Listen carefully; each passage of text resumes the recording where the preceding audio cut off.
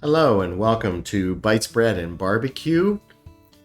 I'm Ross Cantino, and today we're going to talk about how to install XAMPP personal web server onto your PC. What this will enable you to do is to run a web server locally so that you can develop your own websites, or that you can learn how to make websites, or that you can learn how to do scripting languages for websites, all on your PC without interfacing on the internet or wasting time on somebody else's server. So let's take a look at what we're going to do here. I did 3 different installs. The first one is on a Mac computer, second we did Windows 11, and third we did Linux. This program is available for all 3 operating systems, and it installs very similar on all 3, but there are slight differences. You go to apachefriends.org, downloads, and you look for the Mac OS one if you have an Apple computer, and you download that particular file. Typically this will go into your download folder, and you'll see it sitting right there, and you'll double click. Now, Apple is very protective about the programs that it installs on its hardware, so when you try to do this, it doesn't really recognize it since it's not from their application store, and it's going to tell you to immediately eject the server. Now, this is safe for your personal use. It's not a good server if you're working on an actual internet connected server. So you go to Privacy Settings, Privacy and Security, and you scroll down past all of the applications that are in your Mac-based environment, and you'll come to the XAMPP installer, and you'll click on Open Anyway. It'll ask you if you're sure to put in your password, and you type your password in, and you should be off to the races. There's one more time that it's going to ask you if you are in fact sure that you want to do this. So as you come back to the main screen, it's going to say, do you really want to allow this?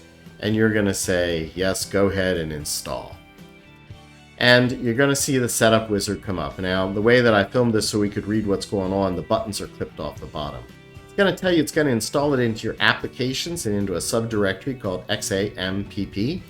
Now, this takes quite a while. On my Mac, which is an i9 with a SSD hard drive, it took 5 minutes to install.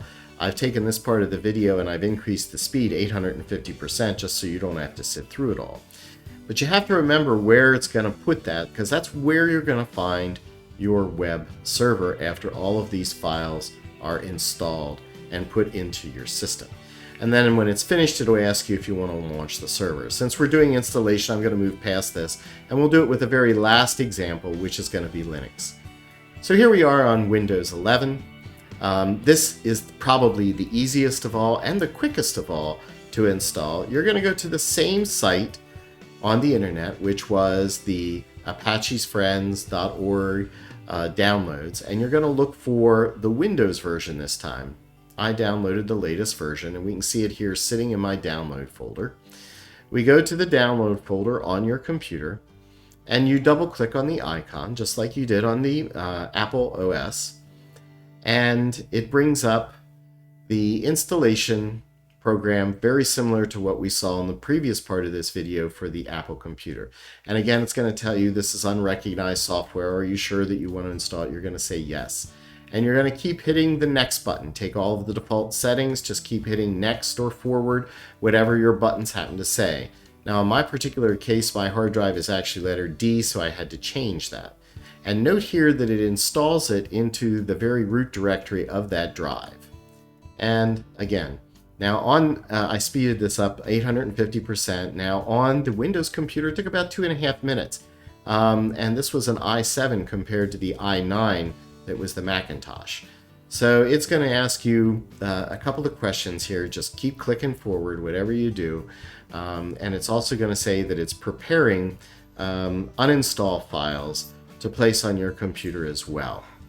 Just keep going, and once you get here, I am going to show you what it looks like on a Windows computer because it has a little bit more information than some.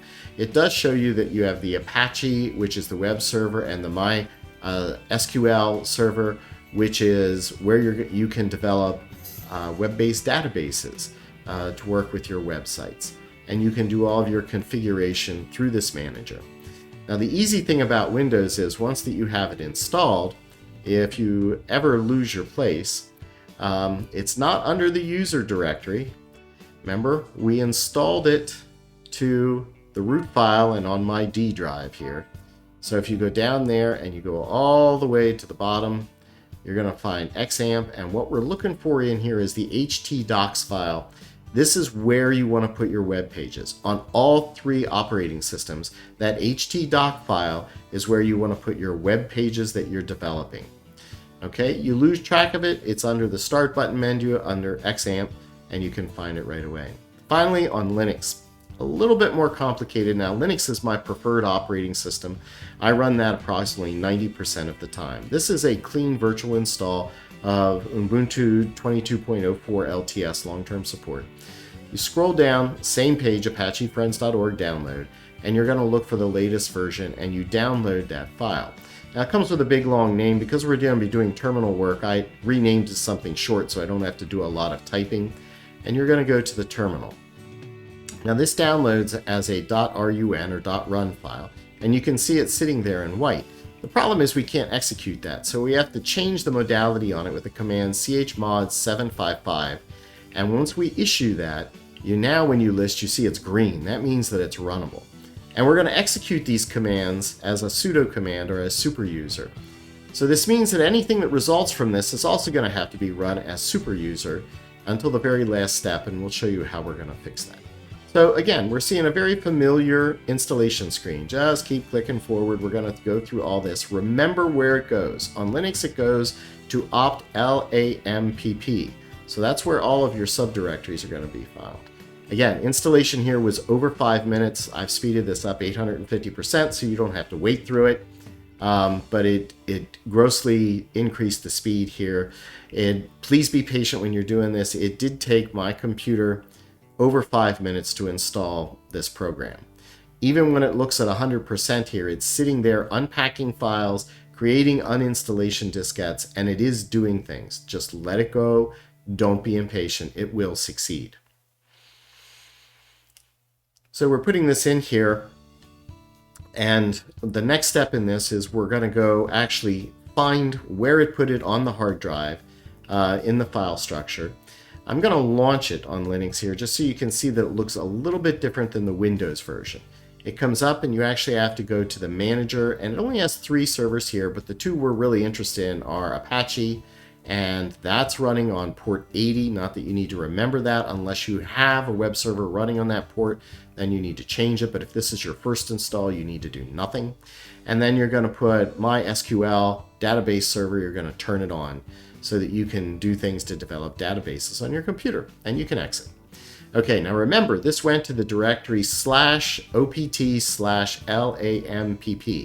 So we're going to go to that directory and we're going to see what's there. We're going to list everything out, and you can see that there's a series of programs there, but what we're interested in is the Manager Linux x64. But you have to run that as sudo because we installed it as the super user, so it must be run that way. That returns us back to this manager. If you ever want to get in to turn your servers on or off, this is where you have to go. The next thing that we're going to do is we're going to look for the htdocs directory. Remember, every computer, whether it's Mac, Windows, or Linux, that's where your website's going to go. So we're going to change to that directory. And here we are. We list what's in there, and it actually shows a few files that XAMPP has installed. So we're going to make a directory. Remember, we have to use sudo because this was all created by sudo, and we're going to call it my site. And you can actually see we've now created a new directory under there called my site. But we don't want to be sudo when we write our web pages or practice. We want to be able to do it. So what we're going to do is we're going to change the owner, CHON -R, capital user with a $, colon capital $, with a user sign, and then type my site. Okay, that changes the owner of that to whoever wants to work on it. And you can see it's still listed there. We're going to go to that subdirectory, and what we're going to do, we're just going to open up Bluefish, which is what I tend to use as an editor for PHP. We're going to open it up and we're going to do the really simple hello world program for PHP. We're just going to start it with the brackets, $PHP, and then we're going to issue an echo command for hello world.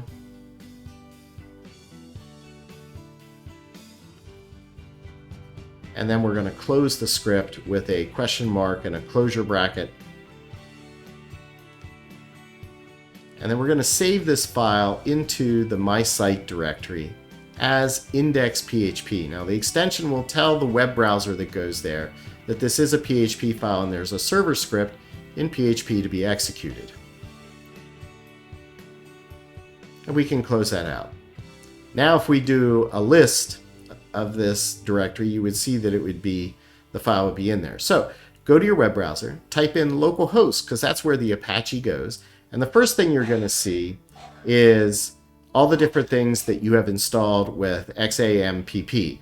And if you look at the PHP, it's going to tell you information about your computer and what version of PHP you have installed, what you're running on your computer. And if you go to PHP My Administration, this is going to take you to where you can do work with mySQL, forming different queries and developing databases. So if we get rid of the dashboard, which is the default one there, and put in my site, it's going to take you to the directory. And look, there it just executed our script and wrote hello world into a web page for us using PHP code. And that's all there is to it. You can do that, and it makes it really easy to install XAMPP on all three environments. A little bit more detailed on Linux, a little bit more tiresome, but it does work. Thank you so much for stopping by. If you found this helpful, please click subscribe or thumbs up. And thanks again for stopping by at Bites Bread and Barbecue.